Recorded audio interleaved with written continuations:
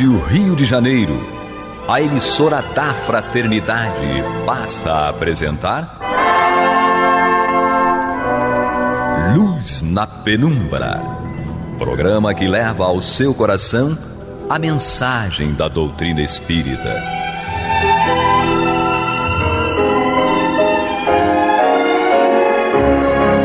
E com vocês, Eduardo Araújo, para o estudo de O Livro dos Médiuns, da obra codificada por Allan Kardec. Olá, prezado ouvinte da Rádio Rio de Janeiro, sejam todos muito bem-vindos para juntos estudarmos O Livro dos Médiuns de Allan Kardec, na companhia dela, Maria de Fátima Miranda. Muita paz. E Paulo Renato. Que Deus nos dê a sua bênção. E Serginho, que está aqui conosco na parte técnica. Vamos pegar o seu livro, acompanhe a gente. A grande vantagem do programa Luz na Penumbra é que ele permite, já há muitos e muitos anos, muitas décadas, que a gente possa fazer um estudo das obras básicas de Allan Kardec sequencial.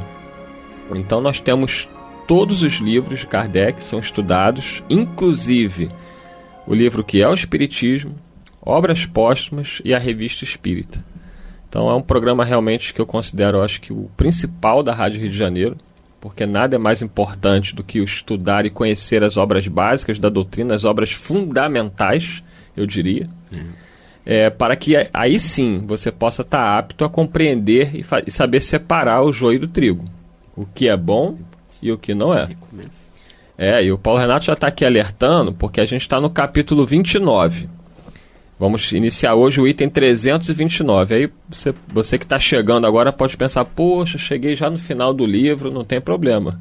Quando chegar no final a gente vai voltar lá para o comecinho e vamos tudo de novo. Porque são livros que por mais que nós estudemos, a gente não vai sair nesta encarnação capacitados a entender tudo que tem aqui. Que foi a frase de Viana de Carvalho, o espírito Viana de Carvalho para o Divaldo Pereira Franco. Quando o Viana recomendou que o Divaldo, logo no início da sua trajetória mediúnica, que ele estudasse o Livro dos Espíritos. E aí o Divaldo leu a primeira vez, o Viana falou, lê de novo, e isso foi mais 5, 6 vezes, aí o Divaldo falou, meu Deus, que espírito fanático, só fica mandando eu ler esse livro o tempo todo. E aí o Viana falou para esse meu filho, tu vai ler o Livro dos Espíritos o resto da sua vida e você não logrará entender tudo que ali está. Então, a grandeza e a profundidade das obras fundamentais da doutrina, codificadas por Allan Kardec, essas informações que os espíritos superiores nos trazem, elas são de uma profundidade que nós, nesta encarnação, não teremos ainda condições de tudo apreender. Então, a Rádio Rio de Janeiro, já há décadas, dizem que é um dos programas mais antigos do rádio, o Luz na Penumbra. Ela oferece aos nossos ouvintes a oportunidade de ouvir e de estudar junto. Nós temos esse programa à noite, nós temos pela madrugada e agora também pela manhã. Então não tem desculpa, você pode ouvi-lo em qualquer parte do dia. Você também tem esse programa pelo site da Rádio Rio de Janeiro, radioriodejaneiro.am.br.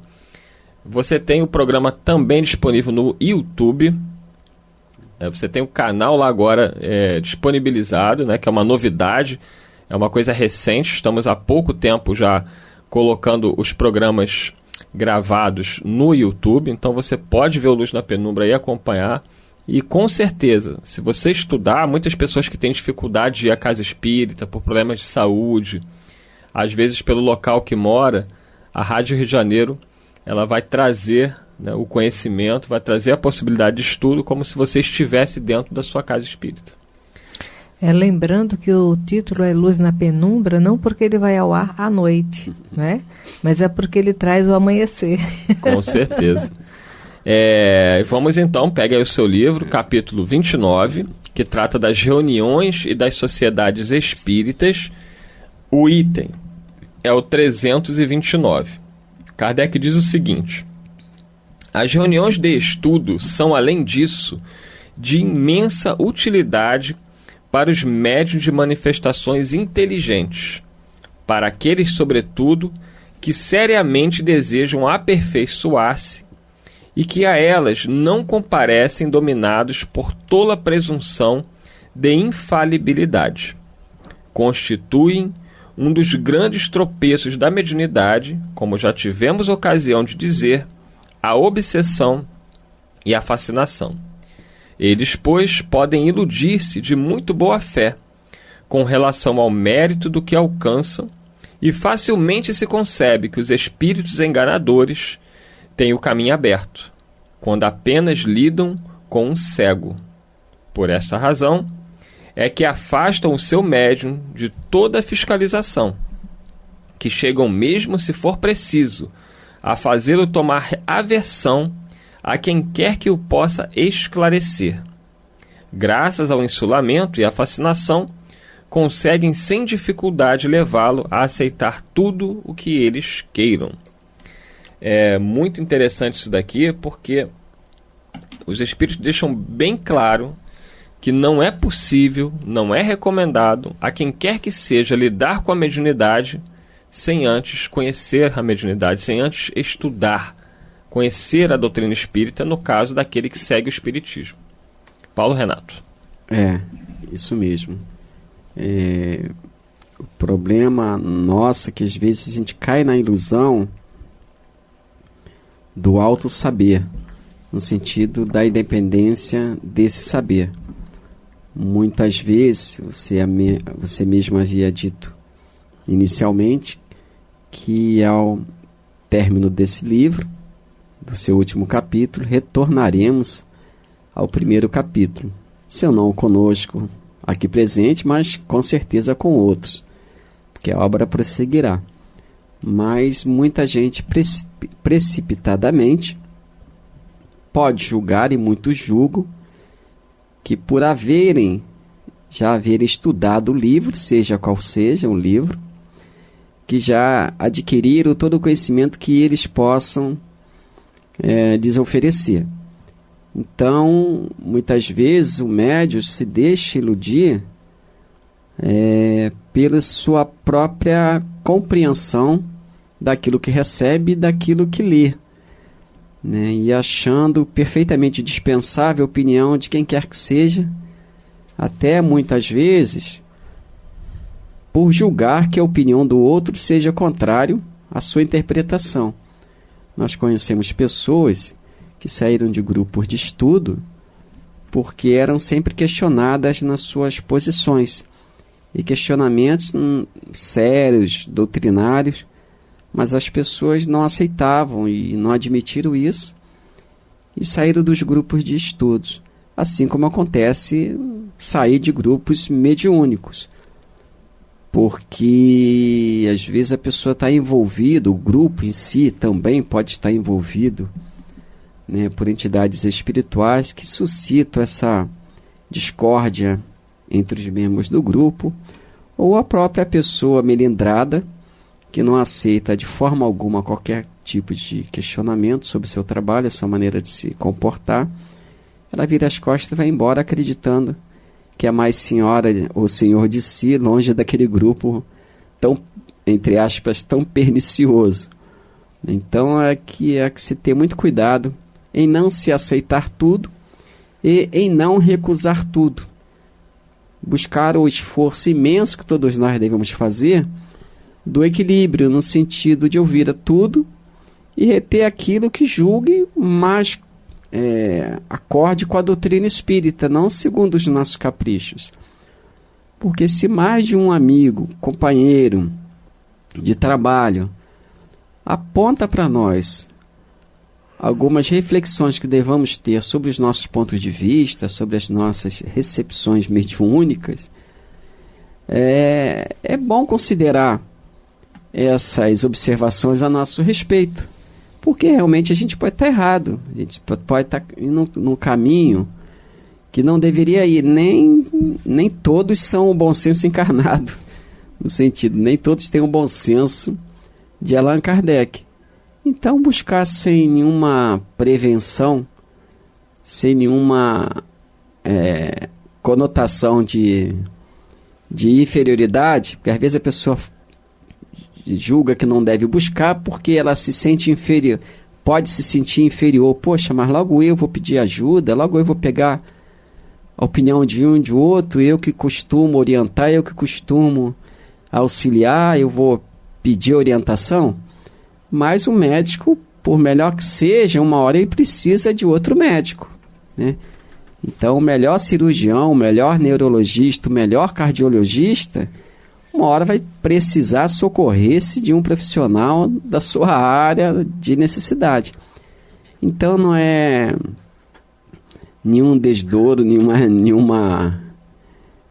nenhum sinal de inferioridade buscar ajuda quando se tem dúvida sobre o que quer que seja. E no campo doutrinário, especialmente para aqueles que têm a tarefa de divulgar a doutrina espírita, se tem alguma dúvida, não importa, pergunte. É uma questão pessoal. Eu conheço uma pessoa que mora muito longe.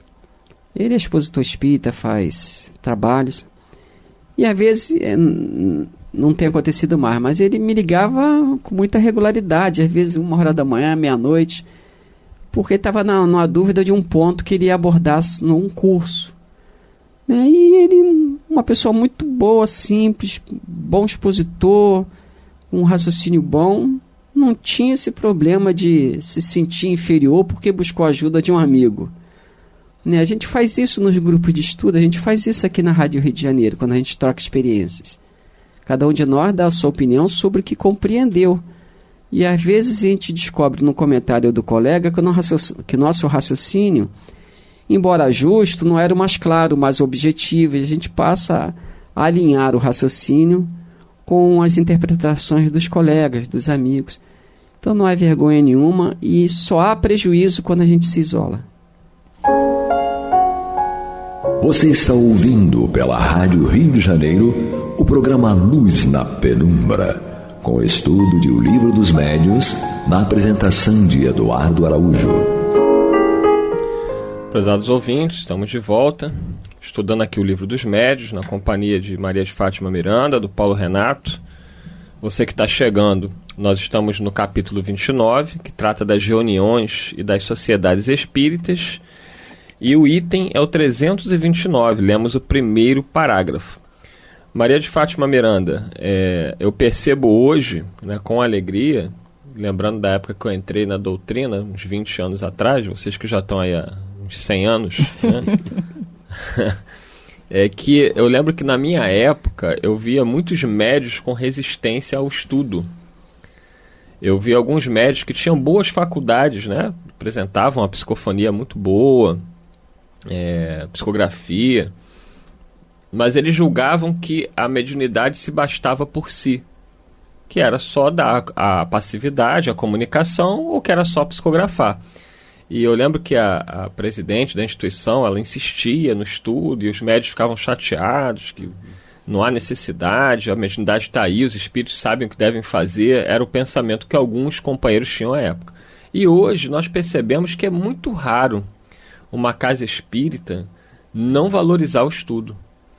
Nós vemos que as casas, em regra geral, adotaram a recomendação da Federação Espírita Brasileira no que diz respeito ao estudo sistematizado, ainda que sejam casas que não sigam as diretrizes da Federação Espírita Brasileira, as casas têm seus próprios estudos sistematizados à sua maneira, mas todos, em geral, estudam.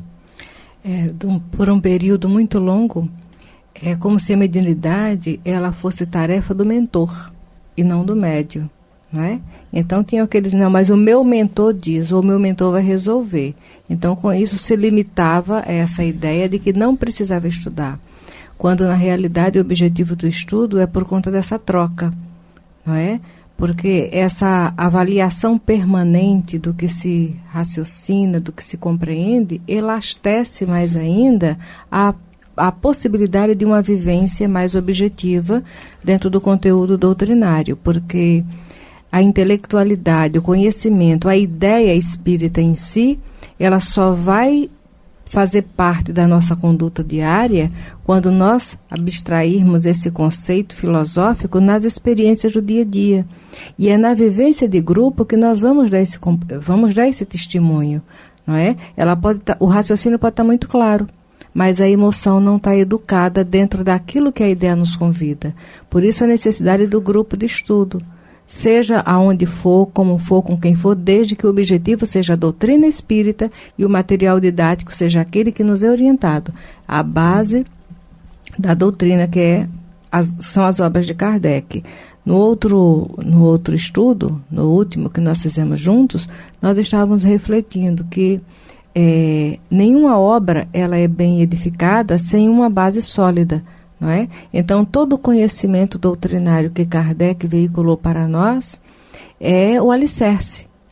O alicerce ele tem que dar sustentação a tudo que ele se propõe.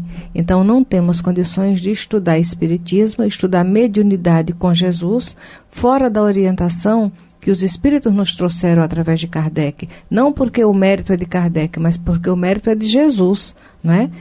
O Espiritismo, o Consolador Prometido, é uma proposta do Cristo, não é a proposta de Kardec.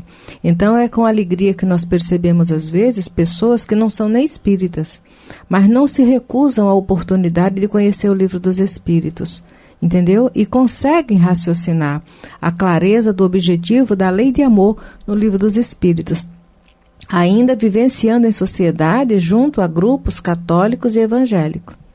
Nós vemos hoje em dia, Paulo Renato, por exemplo, muitos terreiros de Umbanda que estudam doutrina espírita.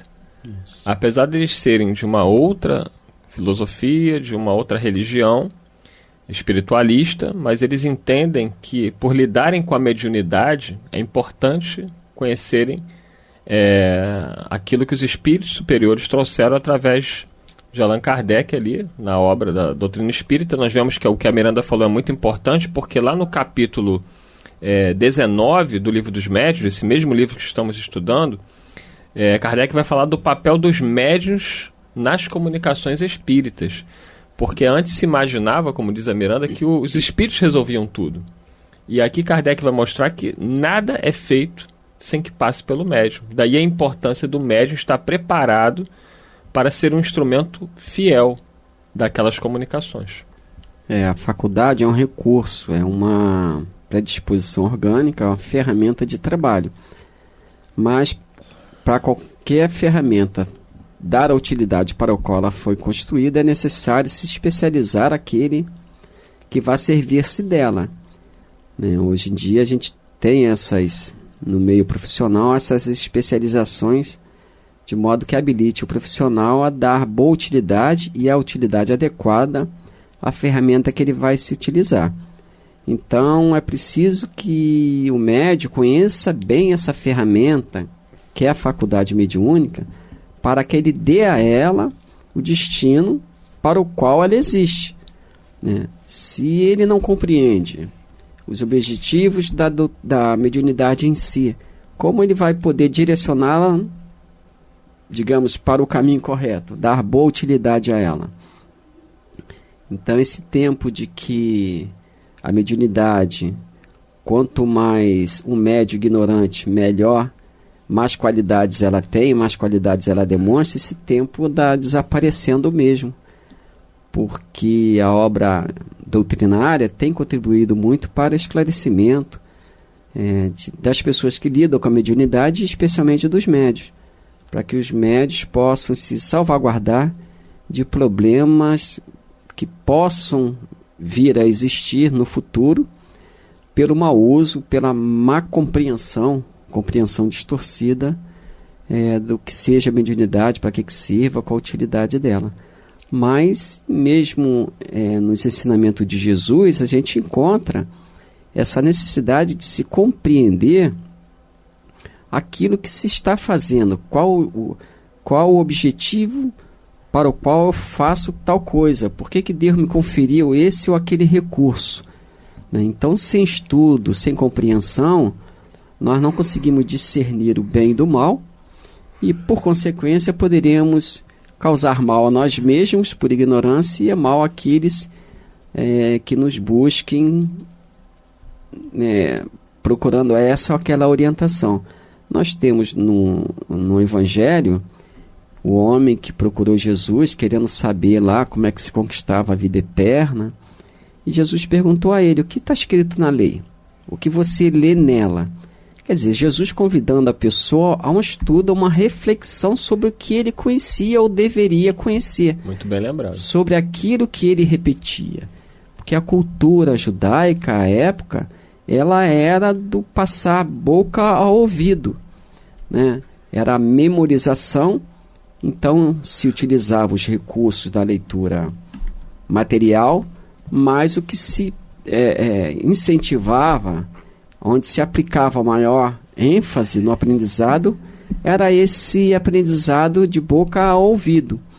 Mas Jesus, digamos, convida aquele povo a não só repetir o que ouviu, numa atitude mecânica. Ele pergunta, você leu, você sabe? O que você entendeu sobre o que você sabe? Porque esse entendimento é que vai favorecer o seu progresso ou te colocar em caminhos de dor e de sofrimento. E também a gente encontra lá, numa outra passagem de Jesus, quando os fariseus questionam a Jesus, lá os fariseus se sentem melindrados, porque considerou que Jesus disse que eles tinham pecado e eles não se consideravam pecadores. Então Jesus falou para ele, não sou eu quem vos condeno, mas Moisés é quem dizeis seguir. Quer dizer, eles conheciam superficialmente o Antigo Testamento, mas não conheciam suficientemente bem como deveriam compreender. Estavam ainda no processo de memorização e repetição. Então Jesus também convida eles a fazer uma releitura daquilo que eles julgavam conhecer. Quer dizer, se Moisés os estavam condenando pelos seus ensinos, eles estavam entendendo tudo errado. Quer dizer, eles não compreenderam bem a mensagem de Moisés. Então era preciso reestudar. E foi isso que Paulo fez quando conheceu Jesus. Ele reestudou aquilo tudo sobre o qual ele pautou toda a sua vida. Gamaliel, o seu mestre, o seu tutor, fez a mesma coisa. Recolheu-se em Palmira, numa cidade, para que pudesse repensar sobre tudo aquilo que orientou o seu raciocínio, o seu coração, a vida toda. Pegou os textos antigos, comparou lá com as mensagens que havia recebido de Pedro, sobre os escritos de Mateus. Então ele comparou as duas informações e essa comparação mais aberta, mais lúcida, projetou luz no seu espírito. Então o Espírito Emmanuel diz o seguinte, quando o cristão está com o coração aberto, ele encontra a luz no Evangelho. O Emmanuel, eu compreendi isso uma vez muito bem, né? Porque a gente entende o português, né? Mas eu sempre pensei nesse negócio, falei, porque Emmanuel falou uma vez, o Evangelho de Jesus tem luz própria. Mas a gente lê, olha, não parece sair nenhuma luz dali, né? Aí uma vez eu estava assim numa angústia, assim numa preocupação muito grande, que é aqueles momentos que vocês têm encruzilhada, né? Não sabe qual caminho tomar, né? Eu sempre gostei de ler muito o Evangelho. Aí uma vez eu li com outros olhos, né? Falei, meu Deus, não é que tem luz própria? Aquela imagem do Emmanuel me veio de novo. Com o olho da sua necessidade. Isso, o Evangelho tem luz própria, mas é preciso estar aberto a encontrar essa luz, né? Então a necessidade de estudo é permanente, a necessidade de compreensão é permanente, senão, em nome de Jesus, continuaremos a empunhar espadas para ferir, para magoar, e se achando com a consciência tranquila, com o dever tranquilo, porque afinal de contas matamos, ferimos em nome daquele a quem pensamos servir. Miranda? Não tenho nada a acrescentar. E Kardec diz aqui no Evangelho segundo o Espiritismo, no capítulo Muitos os chamados, poucos os escolhidos, o seguinte, que além de o Evangelho que os contém achar-se espalhado somente no seio das seitas cristãs, mesmo dentre estas, quantos há que não leem? E entre os que leem o Evangelho, quantos há os que não o compreendem? Quer dizer, não basta a gente ler. Quando fala em estudar, Tem realmente... que ser bem sentido. Só o estudo introjeta. Exatamente. Mas, como o Paulo tinha falado, então muitas pessoas até leem, mas compreender, os fariseus liam, mas não compreendiam. Eu acho que nós, como espíritas, também temos que avaliar isso. Ler é importante, mas compreender e, sobretudo, praticar. Muita paz a todos. Até o próximo Luz na Penumbra com o estudo de O Livro dos Médiuns. Você está ouvindo o programa Luz na Penumbra.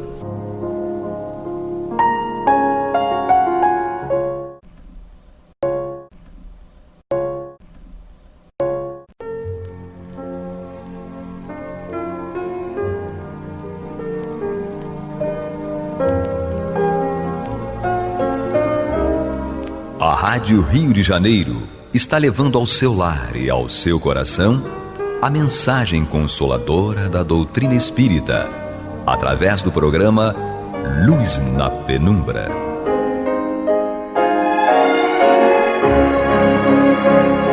E agora com vocês, César Augusto Lourenço Filho, para comentar os textos da Revista Espírita de Allan Kardec, no período de 1858 e 1869.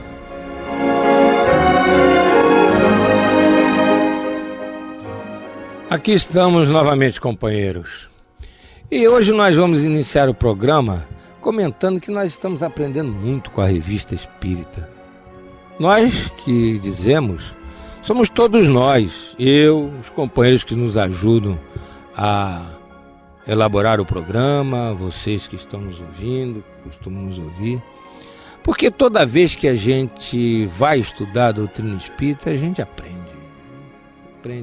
Às vezes a gente vai estudar uma pergunta, por exemplo, do Livro dos Espíritos, que é a obra básica, fundamental da doutrina espírita. Uma pergunta que às vezes a gente sabe de cor e salteado a formulação e a resposta, e naquele dia a gente vê ali uma nuance diferente. E aí ela nos remete para uma outra lá adiante, e a gente vai lá na outra adiante e ela nos remete para uma intermediária, enfim. Quando a gente dá pela coisa, nós estamos fazendo um estudo que foi motivado por uma pergunta que a gente achava que não tinha novidade para a gente. Então nós estamos muito felizes de estarmos estudando juntos a Revista Espírita.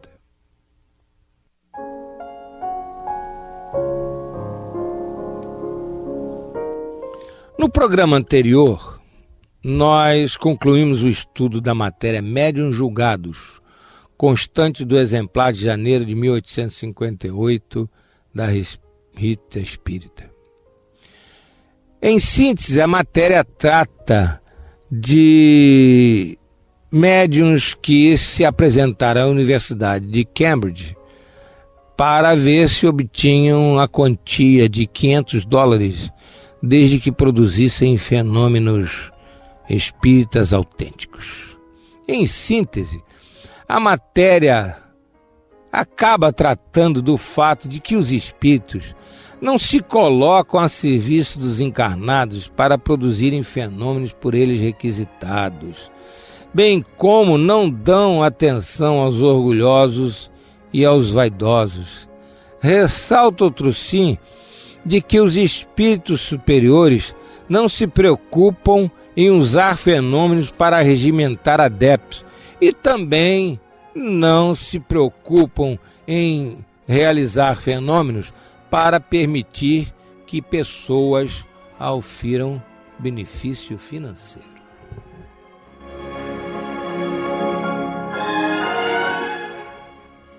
Hoje nós vamos tratar de um assunto um pouco diferente.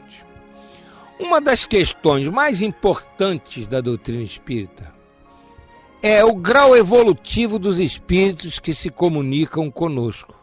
De vez em quando a gente fala aqui no programa, que não pode deixar de falar, os espíritos imperfeitos, os espíritos mistificadores, os espíritos galhofeiros, espíritos superiores, enfim, de vez em quando a gente fala aqui de espíritos, dando assim uma ideia de que tipo de espíritos são.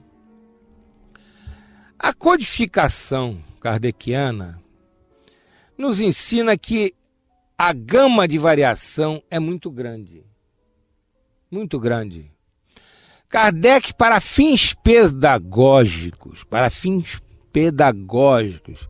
a fim de facilitar a análise desse tema, criou uma escala espírita, quer dizer, uma escala de classificação dos espíritos, digamos assim, buscando estabelecer certas diferenciações que permite dividir os espíritos em ordens e classes. Voltamos a dizer, para fins estritamente pedagógicos, didáticos, pois não há dois espíritos com grau evolutivo exatamente igual. Então é para facilitar a análise, para facilitar o estudo, para facilitar o trato com os espíritos, é que Kardec então elaborou essa escala espírita.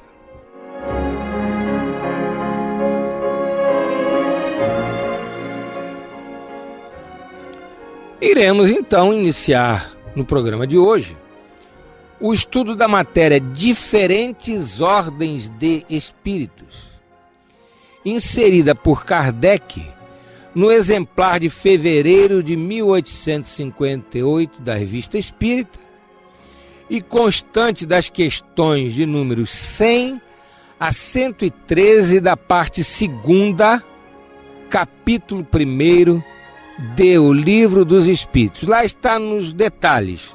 No nosso programa, hoje e no seguinte, nós vamos tratar desse assunto assim de uma maneira mais, digamos, seletiva, escolhendo um ou outro ponto para comentarmos. Mas, repetimos, essa matéria foi apresentada com todo detalhe, com todo cuidado, por Kardec no Livro dos Espíritos, nas questões de números 100 a 113, da parte 2ª, capítulo 1º.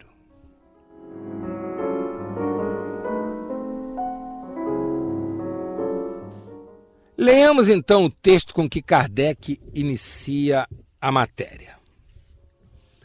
Um ponto capital na doutrina espírita é o das diferenças existentes entre os espíritos, quer do ponto de vista intelectual, quer moral. Sobre o assunto, seu ensino jamais variou.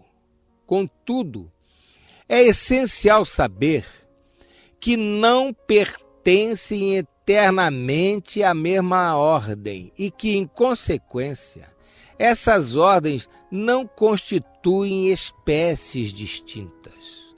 São graus do desenvolvimento. Seguem os espíritos a marcha progressiva da natureza. Os das ordens inferiores são ainda imperfeitos. Depois de depurados, atingem as ordens superiores. Avançam na hierarquia à medida que adquirem qualidades, experiência e conhecimento que lhes faltam. A criança de peito não se assemelha ao que será na idade madura, contudo, é sempre o mesmo ser.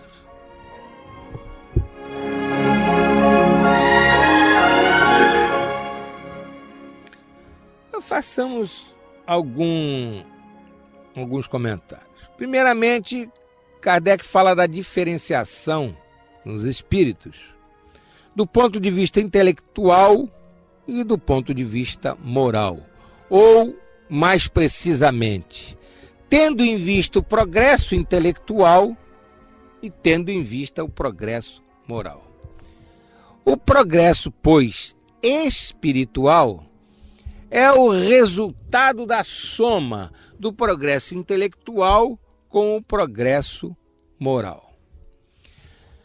Há um ensinamento na doutrina espírita a respeito disso que é básico, que o progresso moral é decorrência do progresso intelectual.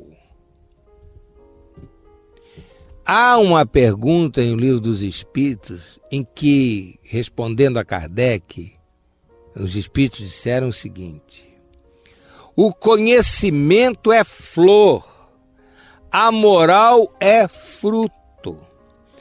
Então nós só conseguimos o progresso moral depois que adquirimos o conhecimento que nos permite realizar aquele ato moral. Então nós precisamos do progresso intelectual. O problema que existe é que, ao realizarmos o progresso espiritual, ou melhor dizendo, intelectual, nós, na nossa imperfeição, costumamos ficar ávidos de cada vez maior progresso intelectual e deixamos o progresso moral para uma segunda etapa. E às vezes demora muito essa nossa decisão de utilizarmos tudo aquilo que adquirimos de conhecimento, ou seja, todo o nosso progresso intelectual, para realizarmos o nosso progresso moral. Vale dizer, utilizar esse conhecimento, utilizar esse progresso intelectual para realizar o bem, para fazer as coisas em harmonia com a lei divina e nos preocupando em servir ao nosso semelhante.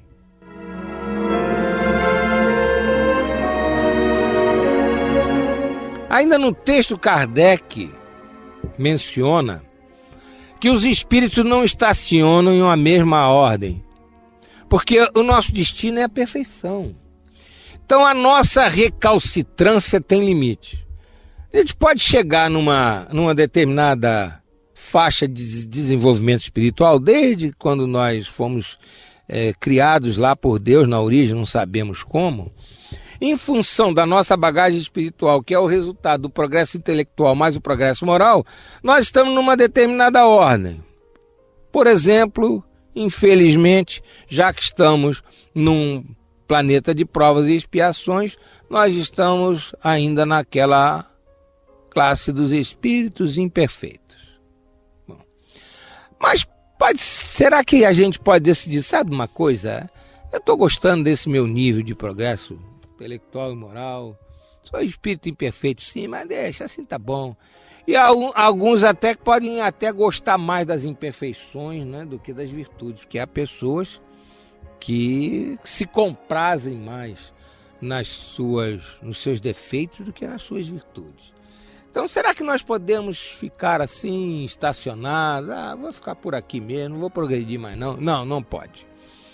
A doutrina espírita nos ensina, e há vários textos no Livro dos Espíritos que tratam isso, e nas outras obras básicas também, que o progresso é contínuo. É o que Kardec está dizendo aqui, que a gente não pode estacionar em uma mesma ordem. Então, quando a gente quer estacionar, a providência divina nos dá uma reencarnação compulsória na qual nós vamos ter que caminhar assim, porque as agruras da vida, as provas, as expiações vão nos impulsionar para frente, vão fazer com que a gente tenha que caminhar mesmo. E que por isso, apesar de cada um de nós, espíritos eternos, cósmicos, estarmos na nossa respectiva faixa evolutiva, nós não somos espécies distintas, nós somos todos espíritos da mesma espécie, da mesma natureza. Você está ouvindo pela Rádio Rio de Janeiro o programa Luz na Penumbra, com estudo da Revista Espírita, na apresentação de César Augusto Lourenço Filho. Agora vamos falar alguma coisa que está no texto de Kardec, nós não vamos fugir. Hierarquia. Né? Há espíritas que têm, assim, verdadeiro horror de hierarquia. Não, aqui na nossa casa espírita não existe hierarquia. Aqui somos todos irmãos, o nosso chefe é Jesus.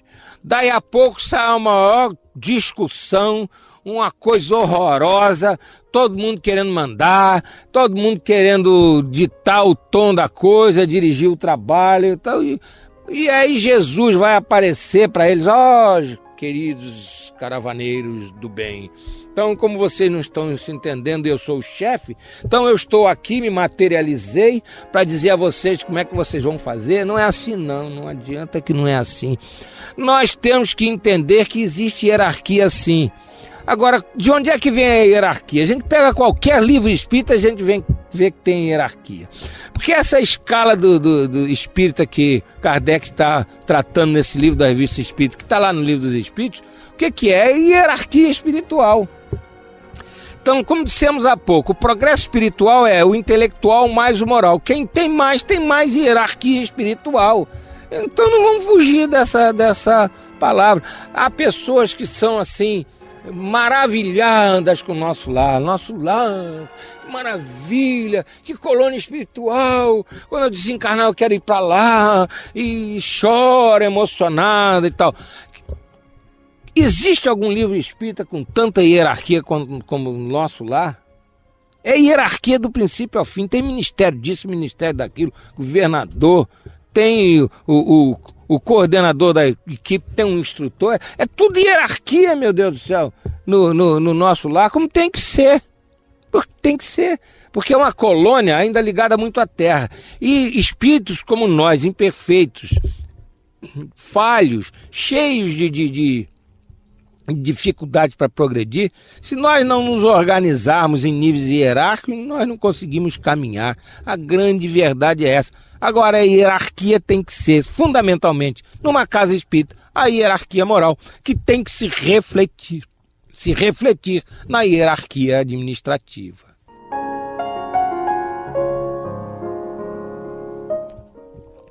Daí vem a grave responsabilidade de quem dirige casa espírita. Tem que dar exemplo, tem que ter autoridade moral. Se não tem autoridade do cargo, não tem autoridade moral, é um desastre, é uma coisa horrorosa.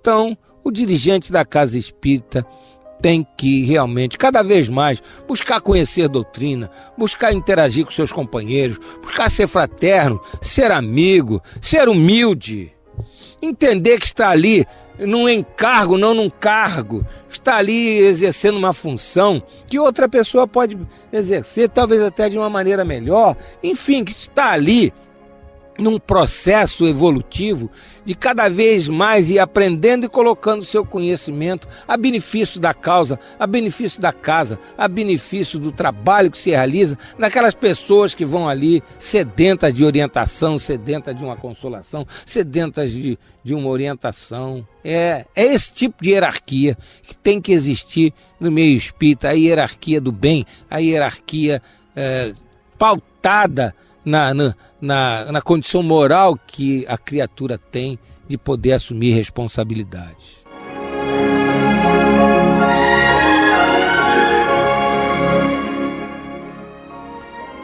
Vamos ler mais um trecho da Revista Espírita. A classificação dos espíritos é baseada em seu grau de progresso, nas qualidades adquiridas e nas imperfeições de que devem despojar-se. E, novamente, tal classificação não tem nada de absoluto. Dá-se, mais adiante, dá-se o mesmo em todos os sistemas de classificação científica. Podem ser mais ou menos completos, mais ou menos racionais, mais ou menos cômodos para a inteligência. Mas sejam o que forem, nada mudam com relação ao fundamento da ciência. Interrogados sobre a matéria, os espíritos poderão ter variado quanto ao número de categorias, mas sem que isso tenha importância. Então está aqui a natureza. As coisas acontecem dentro das leis da natureza. As coisas se passam como tem que passar. Com relação aos espíritos, de acordo com a lei divina. Então, se a gente classificar de um jeito ou de outro, isso não vai mudar em nada os espíritos. Cada um de nós estará dentro daquele grau evolutivo, mais uma vez, resultado da soma entre o nosso progresso intelectual e o nosso progresso moral. É isso que nos define como espíritos. É esta soma que vai nos dar o nosso progresso espiritual.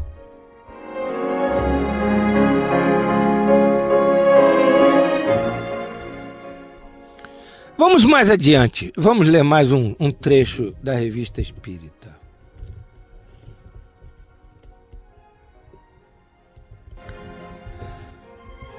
Acrescentemos ainda esta consideração que não se deve nunca perder de vista.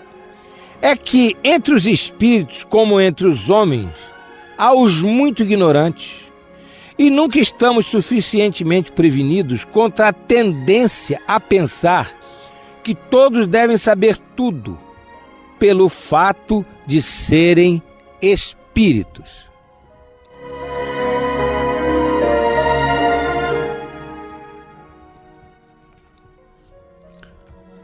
Aí valem alguns comentários, realmente. Primeiramente, a existência de muitos espíritos ignorantes e também de homens encarnados, que são espíritos encarnados ignorantes. Porque tudo que falamos há pouco a respeito do progresso espiritual, que é a soma do intelectual mais o moral, se vale para classificar os desencarnados, vale para classificar os encarnados também. Aliás, vale integralmente. Vamos ser práticos. Aquela escala de classificação dos espíritos que está no Livro dos Espíritos é uma classificação que vale para os encarnados e para os desencarnados. Por quê? Porque ela é baseada na verdadeira bagagem espiritual, então, quer estejamos encarnados, quer estejamos desencarnados, a nossa bagagem espiritual é aquela, é o nosso progresso intelectual mais o nosso progresso moral. Então, existem realmente entre os encarnados e entre os desencarnados muitos espíritos ignorantes que não sabem as coisas, que às vezes conhecem muito menos os desencarnados do que aqueles que aqui estamos encarnados. Então é preciso que nós combatamos, e no meio espírita isso tem que ser constante. Essa tendência que até espíritas têm, frequentadores de casas espíritas têm, às vezes trabalhadores de casas espíritas têm, de achar que pelo fato de ser um espírito desencarnado, é um espírito que vem para orientar, que está ali para nos rasgar a treva da ignorância com as luzes do saber. Não, tem muito espírito que se manifesta em casa espírita que está ali para ser socorrido. E não é só na reunião mediúnica de desobsessão, não. Às vezes é numa reunião de uma equipe de trabalho. Às vezes a criatura acha que tem uma intuição maravilhosa. Aquela intuição não é maravilhosa da pátria espiritual superior, não. É uma intuição má. A criatura está mal sintonizada e infelizmente captou um pensamento de um espírito até que queira criar uma cisânia dentro da equipe. Então a gente não pode achar que porque o espírito é desencarnado, que o que ele diz tem que ser cumprido e acabou-se. É um perigo. Às vezes aparece médium que tem aquela mania, olha, essa discussão está um pouco acalorada. Olha, eu estou aqui recebendo uma intuição de um companheiro da espiritualidade que está nos dando o caminho certo, e a criatura deita a sabedoria. Às vezes, aquilo não tem nada a ver de superior. Pelo contrário, foi uma inserção de alguma coisa para perturbar mais ainda o ambiente. Então, as pessoas que estão naquele círculo ali, tem que ter espírito crítico, tem que entrar no mérito daquilo que o médium disse, que é a palavra dos espíritos. Não vai acreditar porque o médium disse que é a palavra de espírito superior. Tem que analisar, tem que passar pelo crivo da razão. Como argumentação definitiva para a conveniência da separação dos espíritos por ordem, classes, etc., Kardec assim se expressa na Revista Espírita. Toda classificação exige método, análise e conhecimento aprofundado da matéria. Ora, no mundo dos espíritos, os que têm conhecimento limitados, como aqui os ignorantes são incapazes de uma visão de conjunto e de formular um sistema. E aqueles que são capazes podem variar nos detalhes conforme seu ponto de vista, especialmente quando uma divisão nada tem de absoluto. Linneu, Gusset, Tournefort seguiram cada qual um método, nem por isso a botânica mudou. É que elas não inventaram as plantas nem seus caracteres. Observaram as analogias e, segundo estas, formaram grupos de classes. Assim também nós nem inventamos os espíritos nem seus caracteres. Vimos e observamos, julgamos por suas palavras e atos, depois os classificamos por suas similitudes. Eis o que qualquer um, em nosso caso, teria feito.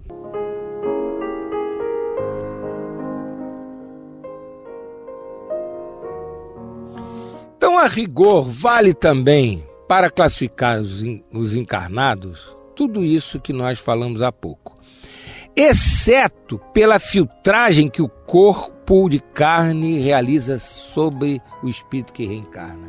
Então, ele não se manifesta na sua integralidade. E também, o que é fundamental, nós não podemos fazer análise dos desencarnados ou dos encarnados com o sentido de condenar que é imperfeito, vai para um umbral. Nada disso. Nós temos que ter esse cuidado dessa classificação, dessa análise, para nos precatarmos a fim de não sermos enganados por espíritos imperfeitos, não sermos enganados por espíritos fascinadores. Mas quanto mais imperfeitos, quanto mais ignorantes, digamos assim, eles forem, mais devem ser objeto do nosso carinho, da nossa boa vontade, da nossa fraternidade. Mas jamais nós nos arregimentarmos a eles, nós nos colocarmos a serviço deles. No próximo programa nós iremos dar continuidade ao estudo desse tema. Que Jesus nos fortaleça e nos ampare em todos os nossos esforços de aprendizado e progresso espiritual.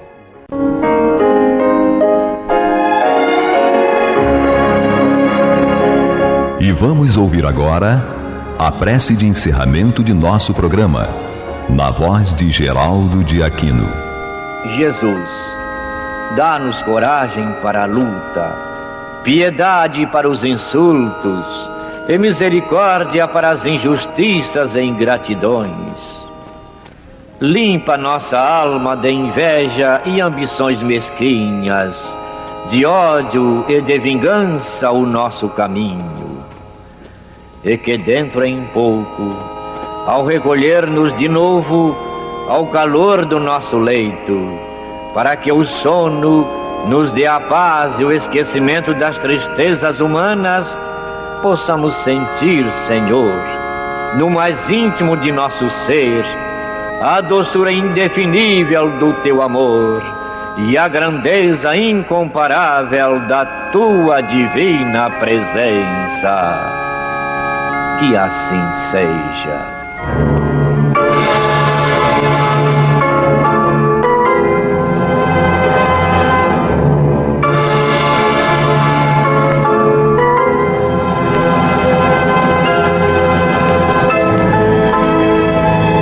Acabamos de apresentar o programa Luz na Penumbra, que voltará a ser apresentado amanhã às 21 horas nesta emissora.